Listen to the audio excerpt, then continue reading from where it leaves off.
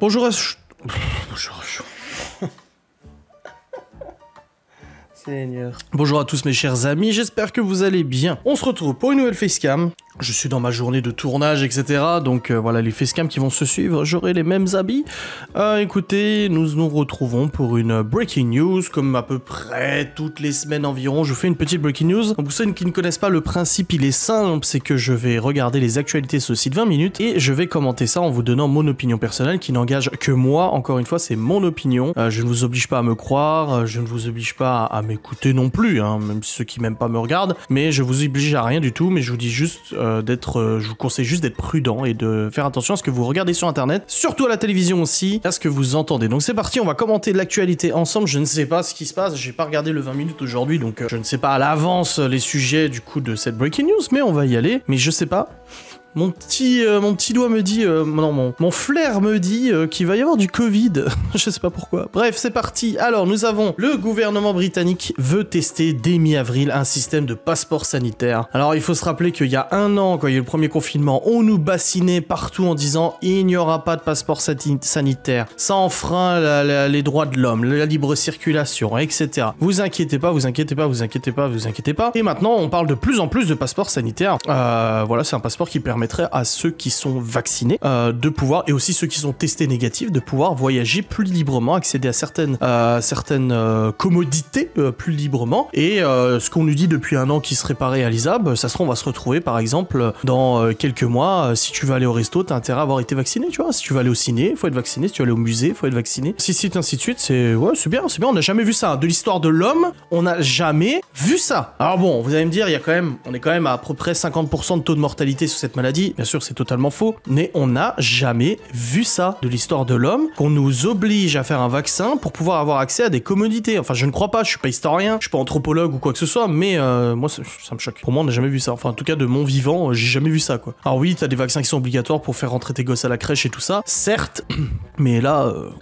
6 interpellations après des incidents nocturnes à Évreux dans l'Eure. Qu'est-ce qui s'est passé? Qu'est-ce qu'ils ont fait, une fête encore? Un tir de mortier d'artifice, jet de cocktail Molotov. 6 jeunes de 12 ans à 20 ans ont été interpellés à la suite d'incidents ce samedi soir dans le quartier de la Madeleine à Évreux. Appelés vers 22h pour des feux de conteneurs, les policiers ont été accueillis à leur arrivée par une vingtaine de tirs de mortier. Les forces de l'ordre ont été à nouveau prises à partie un peu plus tard par une nouvelle série de tirs de mortier d'artifice et des cocktails Molotov. Le plus jeune parmi les interpellés a été remis en liberté dimanche matin, les 5 autres étaient toujours en garde à vue dimanche midi. 12 ans. Mais 12 ans. Oh, mais moi ça me... Oh. Oi, oi, oi, oi, oi. Nous avons ensuite du foot, on s'en fout. Pub et resto ouvert, pas de masque. À Guernsey, la vie normale coupée du monde. Oh, c'est beau, ça fait plaisir de voir ça. C'est un environnement que l'on n'a pas connu depuis plus d'un an. Une vie normale où aucune loi n'impose le port du masque, où les restaurants sont ouverts et les bars accueillent une foule clairsemée de personnes sortant du travail. Cette vie que l'on regrette tant existe encore dans certains territoires. Sur l'île de Guernsey, les habitants n'entendent parler du coronavirus qu'au moment où ils allument leur télé le soir pour regarder les informations émanant d'Angleterre ou de France.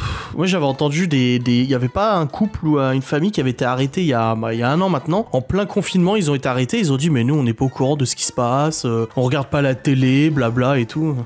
Les gendarmes évacuent une fête clandestine dans une boîte de nuit en Loire-Atlantique. Ça veut dire que le patron de la boîte de nuit, lui, va prendre cher. Hein. Lui, il va prendre cher, au Cuba Libre à Bouaye, près de Nantes. C'était un appel téléphonique qui a tout déclenché, donc de la délation, alerté dans la nuit de vendredi à samedi qu'une fête clandestine se déroulait dans la boîte de nuit, le Cuba Libre à Bouaye, près de Nantes. Plusieurs patrouilles de gendarmerie, notamment de la compagnie de Rezé, ont alors évacué vers 1h30 une cinquantaine de personnes. C'est une jeune femme qui avait loué la salle au gérant du Cuba Libre et avait organisé la soirée. En raison du contexte sanitaire et du couvre-feu, les discothèques sont fermées depuis plusieurs mois en France. Depuis un an presque, en fait. L'organisatrice de la soirée privée, le gérant de l'établissement, qui n'en est pas à son premier coup d'essai dans ce domaine, selon la presse locale, a été convoqué à la gendarmerie.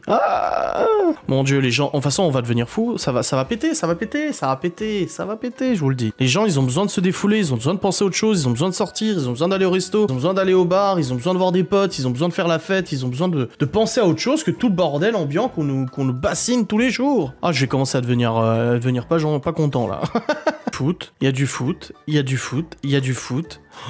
Mais il y a que ça, c'est quoi ça? Les hôpitaux des armées vont participer à l'accélération de la vaccination, oui, notre cher Emmanuel Macron, qui promet l'ouverture de plein de nouveaux lits en réanimation et rien ne se passe, nous a annoncé que les hôpitaux militaires, en fait, allaient pouvoir accélérer la vaccination, etc. Moi, je vous ai dit, je vous laisse mon vaccin, moi. Il est pour vous, je vous le laisse. Le président argentin vacciné mais positif au Covid-19. Alors, le vaccin n'empêche pas de le choper, ça t'enlève les symptômes. Apparemment, il paraît. Ah, il a eu une fièvre, il a eu mal à la tête, il a fait un test et il a été positif. Ah, le tableau clinique est bénin, en grande partie grâce à l'effet protecteur du vaccin. Et on en parle d'un nouveau décès qu'il y a eu là hier ou avant-hier d'un infirmier qui est mort à nouveau après une thrombose suite au vaccin AstraZeneca. Mais bon, après nous... Et putain, je vais commencer à devenir une chaîne YouTube dissidente, il faut que je me calme.